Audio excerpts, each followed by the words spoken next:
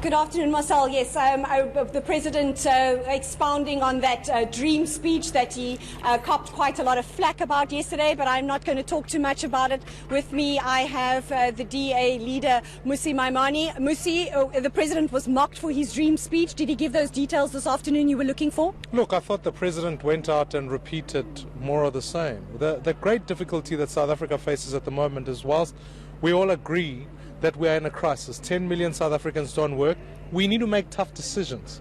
And so when him and I agree about reforms, well, we need to talk about reforms at Eskom.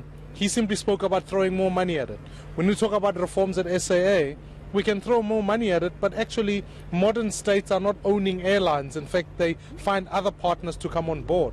So I felt that today, even though it was more the detail of what he's trying to achieve, it lacked choices and it lacked reform. And what South Africa needs, if it's going to prosper in the future, is to make tough decisions. What is a plan you would have put on the table if you were the President? Well, as I made it quite clear, I would have already allowed for cities to purchase energy directly. This will make sure that we stabilize the grid.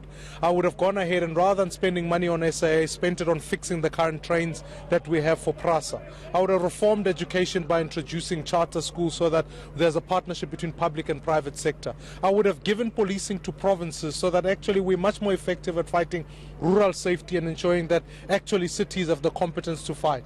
I would have been much more deliberate about saying that actually when it comes to building a capable state, we eradicate corruption by actually introducing a much more effective Scorpions unit so that we can arrest criminals. And then ultimately, I really do think if we're going to keep going, we need better reforms, much more aggressive ones, and encourage all citizens to work together to achieve that. Thank you very much. That's Mmusi Maimane, the DA leader. To my left here, the IFP leader, Prince Mangosuthu Buthelezi. Dr. Buthelezi, you had said earlier the President had too many dreams and we can't wait for 10 years to realize those dreams. Today, the President saying we got to have a dream to achieve that vision. Did he give the answers you were looking for this afternoon? Actually, when he started and said that our comments were sharp and honest, I was looking forward to some amplification of all those things that we raised, that leaders of the opposition raised with him yesterday. But he didn't address them. For instance, the simple one like this, like the money that that is going to be made available to Eskom, but at the same time, he didn't say about the debt that the SABC has. He didn't say anything. He didn't address it at all.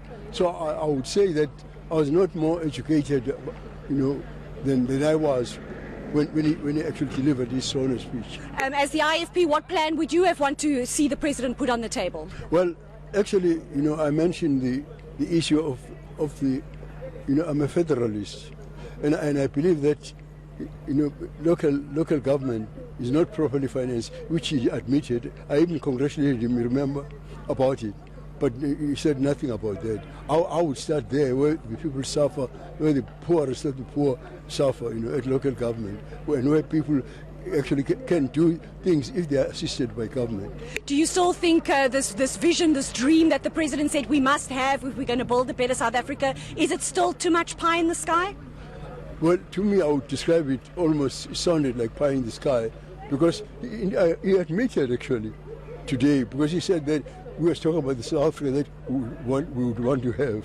He still didn't say more than that. That doesn't enlighten me what he meant by that. Thank you very much. That's Prince Mangosuthu Buthelezi. I'm quickly going to turn to my right. I have Dr. Pieter Groenewald, the Freedom Front Plus leader. Dr. Groenewald, yesterday you said you wanted the President to publicly condemn farm killings. He didn't do so this afternoon. What do you make of his reply to the SONA debate?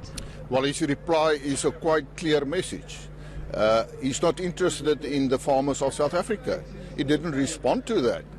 He responded to the gangs in the townships, which I agree. The police started with a special anti-gang unit. But when it comes to the farmers, he's silent on it. That's a very clear message. And the message is to the farmers of South Africa is to say, the President is not interested in your safety. He is not interested in your welfare. You are on your own. And I appeal to all the farmers of South Africa. You have a constitutional right to defend yourself, your family and your property. Organize yourselves and become part of a safety network and protection units protecting yourself, because the president is not interested in your safety. Land expropriation without compensation, the president saying a little bit more this afternoon than he did in his address. What do you make of his comments? Well, he actually said what the policy of the ANC is. After his address last week, I said that they're going to continue with expropriation without compensation, and people said, no, it's not going to happen. Now he confirmed it. He's waiting for the report. Then, of course, a Constitutional Review Committee will have to look into the matter, and then they will amend the bill. The problem is, that is bad news for the future of South Africa, and the people must understand, you need a two-thirds majority to change the Constitution. But once the Constitution has been changed, and you have legislation, that legislation in future can only to be changed with a majority of 50+1. He said that there's going to be preconditions, so the preconditions can easily be removed. Just lastly, Dr. Groenewald, the president putting some facts and figures to issues of jobs and the economy and how he's going to deal with that. Did that meet your satisfaction? No.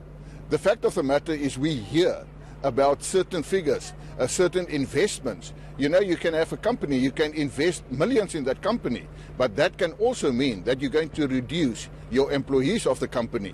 We want, in the end, to see what the results are going to be. And the economy is going to determine that.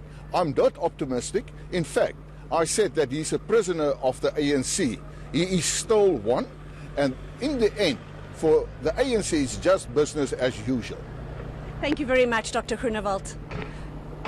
Marcel, those are three of the main opposition parties there, their response to the SONA debate and the President's reply to the debate yesterday.